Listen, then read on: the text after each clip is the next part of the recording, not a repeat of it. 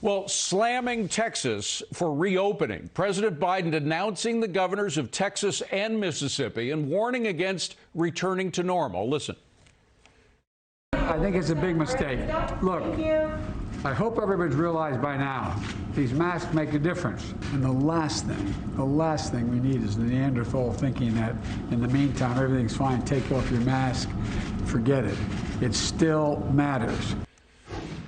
Well, here now from Texas is Laura Dickey, Dickey's barbecue restaurant CEO. Laura, great to see you.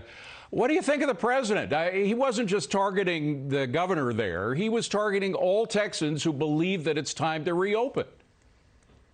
Well, all I can say is that we're ecstatic to have guests back in our dining rooms. You know, we love barbecue. We love serving folks. That's what we do.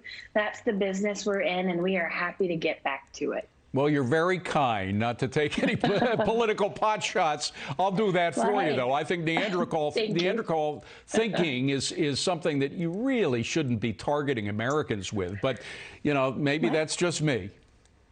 No, I think that's a lovely point. I think, though, in the restaurant business, I have to have a table that welcomes everybody. Yes, so you do. As long as you want brisket, I am happy to serve you. It looks so good. By the way, next to your picture, we're looking at pictures of your briskets, and my God, that looks good. I mean, my mouth is watering right now. How much longer could you have survived under lockdown conditions?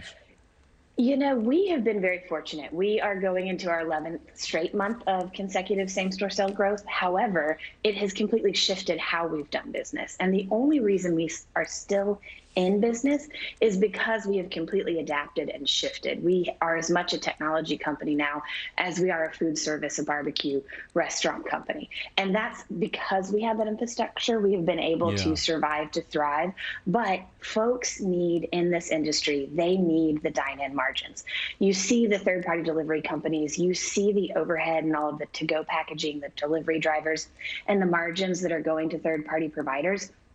That cuts into a business that has only a 10 to 15% profit margin to begin with. And so we absolutely have to have dine-in revenue to have a long-term outlook for the industry. Now, how many of your restaurant friends, and I'm sure you know plenty of people in the business, haven't made it? Oh, so many. I mean, I look out at the landscape and there are folks that have ended careers that are fabulously talented, that have such a passion for serving great food and serving folks, and they just didn't have the infrastructure. You know, we're, again, fortunate in that we have shored up our balance sheet. We did a lot of things, but we were also at a size at 526 units and 160 in Texas, for example, that'll open back up into dining rooms, but in 44 states, that we have the infrastructure and the multiple revenue streams that we could be flexible. We could evolve. But other folks that didn't have that infrastructure or that didn't have multiple revenue streams, whether it was the ability to do contactless delivery, whether it was the ability to do online ordering or curbside pickup or have their own technology, you know, they didn't make it. And they may not ever be able to come back into the industry. The talent pool is just so sad. Well, you have to hope and pray that these people are so talented as entrepreneurs that they will find some way. Maybe it won't be restaurants, but they'll find some way of putting their talents to use. I have to ask you quickly about vaccinations. Have you received one, or has your staff received vaccinations? And is that something you're getting involved with personally? Absolutely, I will get a vaccine when it's available. I am not yet in a class that has been welcomed to do that. Everyone that I know that is, my in-laws, for example, my father-in-law, that is our founder, he was very proud to get his vaccine. Are you going to require that your staff receive them?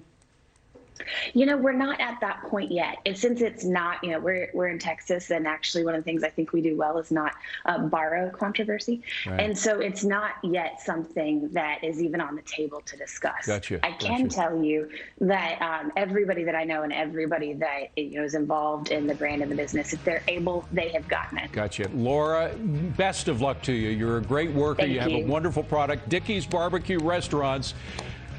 Service them. You won't be disappointed.